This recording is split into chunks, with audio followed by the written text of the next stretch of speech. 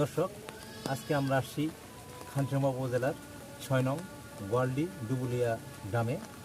আপনারা দেখতে পাচ্ছেন যুব উদ্যোক্তা মুকুলের কেঁচো খামারে। মুকুল, কেমন আছো? ভালো আছি।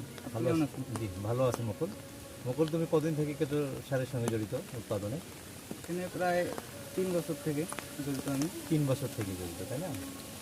তুমি যে 3 বছর থেকে জড়িত, তোমার উৎপাদন করতে কোনো সমস্যা হচ্ছে?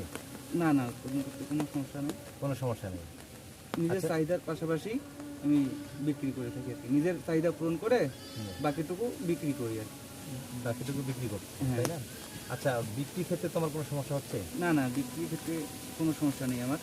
কোনো সমস্যা নেই। না না, আচ্ছা, তুমি এই কাজের সঙ্গে যুক্ত হয়ে মানে তোমাকে কেমন লাগতেছে?